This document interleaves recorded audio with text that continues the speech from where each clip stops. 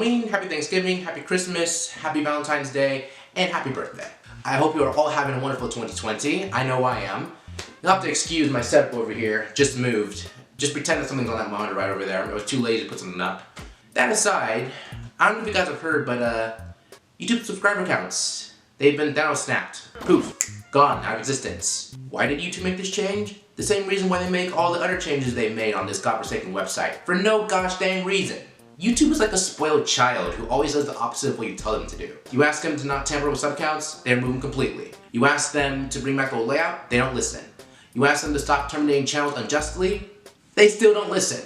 YouTube has clearly fell on deaf ears when it comes to listening to us as a community, and it doesn't look like that's changing anytime soon.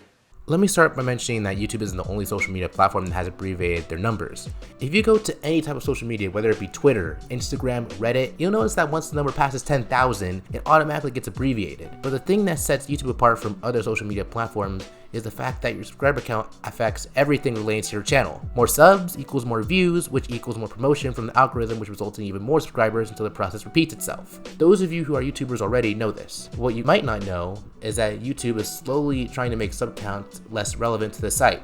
Remember back in mid-2017 when YouTube had another layout change? Profile picture became rounder, the subscribe button had moved over to the right side of the screen. All of the numbers relating to subscriber counts, likes, and dislikes got abbreviated.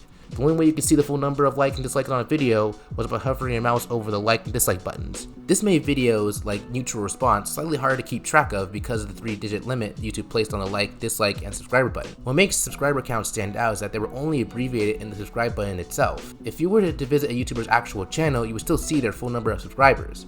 So, first layout change made viewing sub counts a little less convenient, sure, but it still doesn't affect sub count sites like Social Blade or anything like that. Fast forward to 2019, however, and that's when things relating to sub counts started to take a turn for the worst.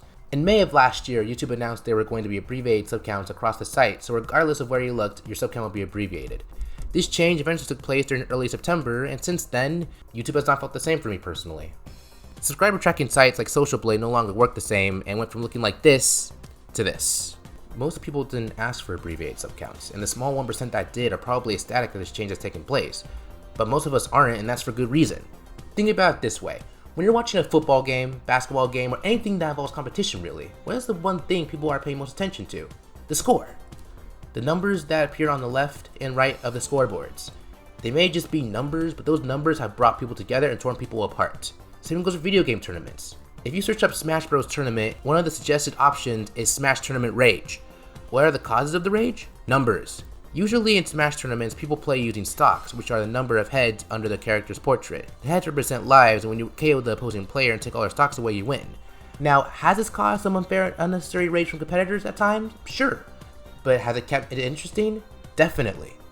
Imagine if in the next Smash game, Sakurai removed stock mode or changed the HUD of the stock to say something like this. Not very interesting now, is it? Speaking of which, I saw this image while browsing on Twitter a while ago, and even though it's 2020 now, I honestly wouldn't be surprised if sub counts eventually look like this. With everything going on with the site, it's only a matter of time. Or even worse, they removed the subscribe button altogether and just expect you to manually search for creators via the search bar because they didn't want anyone to feel inferior to someone else or some dumb thing like that. Hey, remember the whole PewDiePie vs T-Series movement that happened last year that brought creators and internet users all around the world together to keep PewDiePie at the top spot?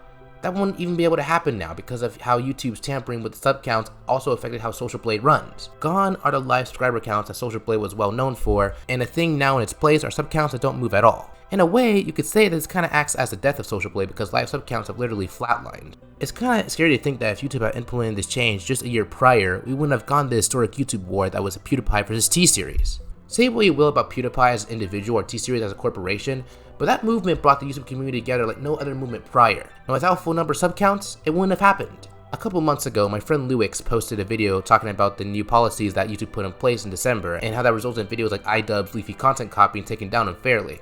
On said video, I commented that YouTube a few years ago was like a thriving forest, full of life and creativity, and has since slowly started to transform into a barren desert over the years, with only a few small oases remaining.